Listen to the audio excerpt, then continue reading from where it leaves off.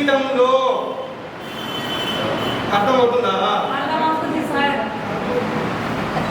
ఇవన్నీ రోగాలు అనుకుంటున్నావు, అవునా? కానీ నిజమైన రోగాలు ఇవి కావు. నిజమైన రోగాలు ఏంటంటే ఇవి, ఓకేనా? వీటిని ఏం చేయాలంటే మనం తీసుకున్న తిండి ద్వారా మార్చుకోవచ్చు. తిండి ద్వారా మాత్రమే మార్చుకోవచ్చు, ఓకేనా? వీటిని మెడిసిన్ ద్వారానే మార్చుకోవాలి.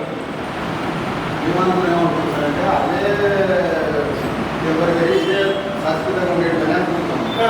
షుగర్ వచ్చిందంటే లైఫ్ లాంగ్ ట్యాబ్లెట్ వాడాలి, వచ్చిందంటే లైఫ్ లాంగ్, క్యాన్సర్ వచ్చిందంటే వాడాలి, థైరాయిడ్ వచ్చిందంటే వాడాలి, దానికి ఉంటుంది. కానీ రాంగ్, ఓకేనా? ఇవన్నీ రోగాలు కావు, ఇవన్నీ కూడా ప్రాబ్లమ్స్. ఏంటివి? ప్రాబ్లమ్స్.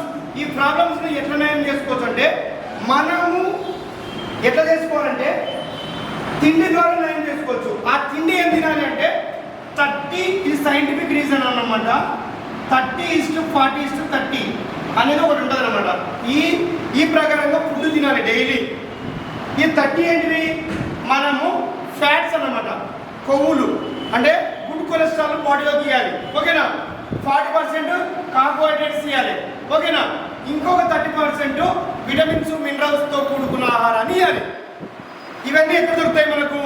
రైస్లో కావచ్చు, లేకపోతే రొట్టెల్లో కావచ్చు, లేకపోతే ఇంకా మంచి కూరగాయలు కావచ్చు, ఆకుకూరలు కావచ్చు, ఓకేనా?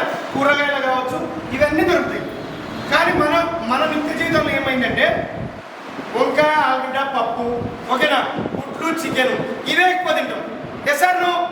కానీ ఇవి కావు కరెక్ట్గా. మనము ఏ కూరగాయలో ఏ విటమిన్ ఉంది, ఏ ఆకుకూర వల్ల ఏ ఖనిజాలు ఉన్నాయి, ఏ మెగ్నీషియం ఉంది, వీటిని బట్టి తినాలి. ఇవి తింటే ఈ ప్రాబ్లమ్స్ ఎవరికి రావు.